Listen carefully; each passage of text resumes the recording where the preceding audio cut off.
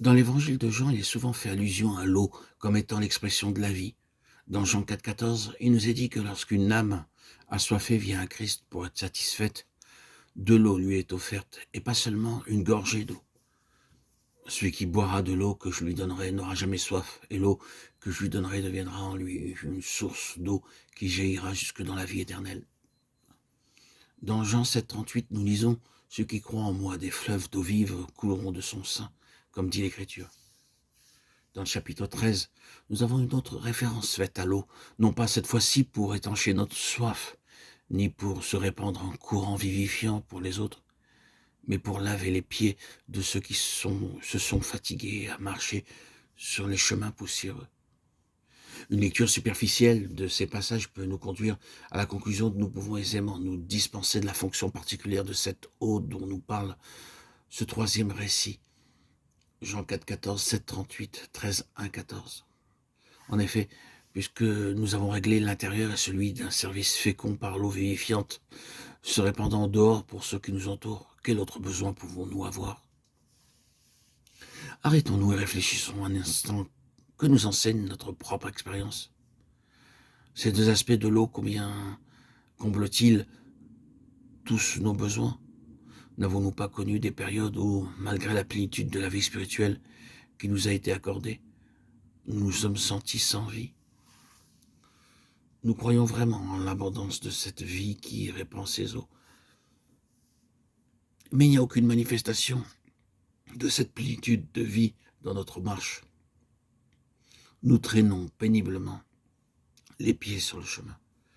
Que nous manque-t-il? Il nous manque ce dont nous parle Jean dans le 13e chapitre de son évangile. Remarquons que ce passage commence par ces termes. Jésus, sachant que son heure était venue de passer de ce monde au Père, ayant aimé les siens qui étaient dans le monde, mit le comble à son amour pour eux. Le Seigneur n'a pas fait cela à cause des péchés de ses disciples, mais pour preuve de son amour envers eux. Pendant tout ce temps, le Seigneur les avait aimés et il leur avait donné des preuves évidentes de son amour. Mais avant de les quitter, il désirait leur dire, par cet acte, qu'il les aimait jusqu'à la fin, continuellement, sans cesse. Le lavage des pieds des disciples n'était pas une chose limitée dans le temps. Cet acte a un caractère permanent car il est l'expression d'un amour qui aime jusqu'au bout, continuellement.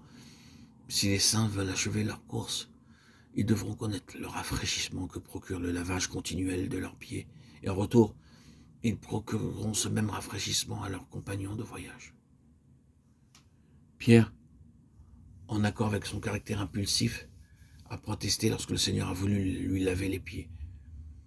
Et sa réticence s'est encore manifestée, quoique le Seigneur lui ait dit « Ce que je fais, tu ne comprends pas maintenant, mais tu le comprendras plus bientôt. » Pierre a de nouveau protesté, le Seigneur lui a répondu avec autorité « Si je ne te lave, tu n'as point de part avec moi. » Sa réaction était une fois encore caractéristique.